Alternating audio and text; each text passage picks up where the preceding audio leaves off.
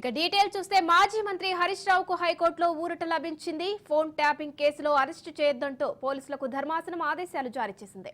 గతంలో Harish Rao phone tapping కు పాల్పడ్డారని చక్రధర్ అనే వ్యక్తి పంజాగుట్ట పోలీసులకు ఫిర్యాదు చేశారు. దీంతో హరీష్ రావుపై పంజాగుట్ట పిఎస్లో కేసు నమోదైంది.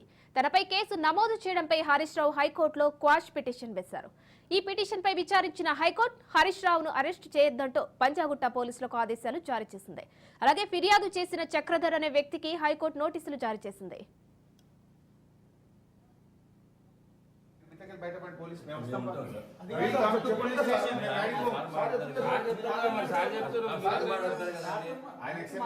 బాబు పర్లేదు, మీరు అక్కడ ఉండండి, మేము వస్తాం పోలీస్ స్టేషన్.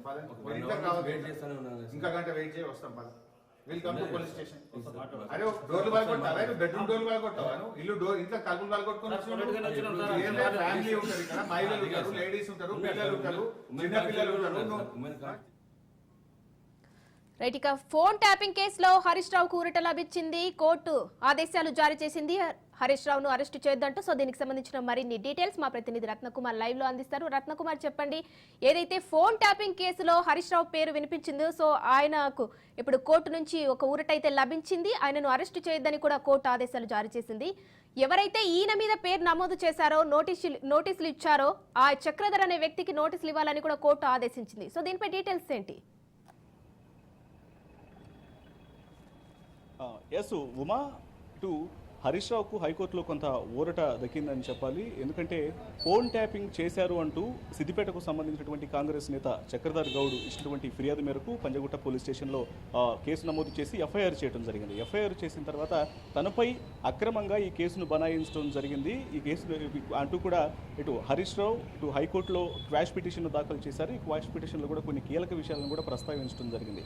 ముఖ్యంగా తనపై ఏదైతే ఇటు ఫిర్యాదు చేయడం జరిగిందో, పోలీసులు నమోదు చేసినటువంటి ఎఫ్ఐఆర్ ఏదైతే ఉందో, ఇదంతా కూడా పూర్తిగా ఇటు కంప్లైంట్ చేసినటువంటి వ్యక్తి చక్రధర్ గౌడ్ తనపై రాజకీయపరమైనటువంటి దురుద్దేశంతో ఒక ఫిర్యాదు చేయడం జరిగింది. పోలీసులు కూడా ఇందులో వాస్తవాలను గమనించి కూడా ఎఫ్ఐఆర్ నమోదు చేశారు. కాబట్టి ఇటువంటి కేసులు అనేవి న్యాయస్థానాల ముందు చెల్లవు. ఇవి కేవలం రాజకీయ దురుద్దేశంతో నమోదు చేసినటువంటి కేసులు కాబట్టి సో తనకు ఈ ఫోన్ ట్యాపింగ్ కు సంబంధించి చక్రధర్ గౌడ్ ఏదైతే ఫోన్ ట్యాపింగ్ జరిగినటువంటి విషయాలను తెలియజేస్తున్నాడో, అందులో తన ప్రమేయం కానీ తన కుటుంబ సభ్యుల ప్రమేయం కానీ ఎటువంటి ప్రమేయం అనేది లేదు. కాబట్టి ఈ యొక్క ఎఫ్ఐఆర్ను క్వాష్ చేయాలంటూ కూడా పిటిషన్ హైకోర్టులో దాఖలు చేయడం జరిగింది. అయితే ఇవాళ దీని మీద ఇటు జస్టిస్ లక్ష్మణ్ యొక్క ధర్మాసనం విచారణ చేసింది. విచారణ చేసి కొన్ని కీలక విషయాలను కూడా ప్రస్తావిస్తూ ప్రస్తుతానికి హరీష్ రావును అరెస్టు చేయొద్దంటూ కూడా పోలీసులకు తెలియజేసింది. మరోవైపున క్వాష్ చేయాలంటూ చేసినటువంటి ఇటు పిటిషన్ కు సంబంధించి కూడా కొన్ని కీలక విషయాలను ప్రస్తావిస్తూ ప్రస్తుతానికి క్వాష్ చేయలేం కానీ ఖచ్చితంగా పోలీసులకు సహకరించి వారి యొక్క విచారణలో ఈ కేసుకు సంబంధించి పాల్గొనాలి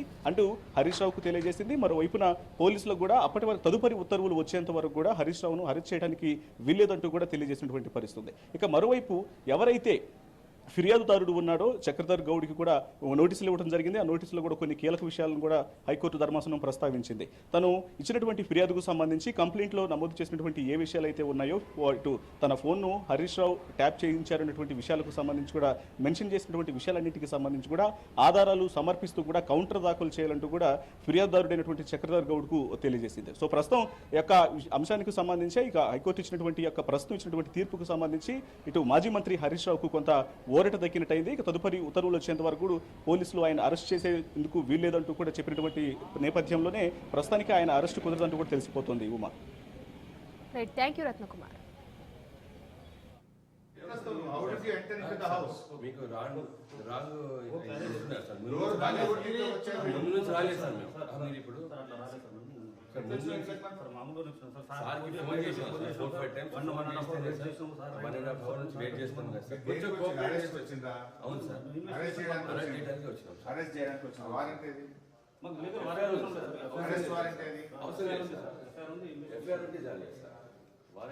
మేము వస్తాం, పదండి పోలీస్ స్టేషన్.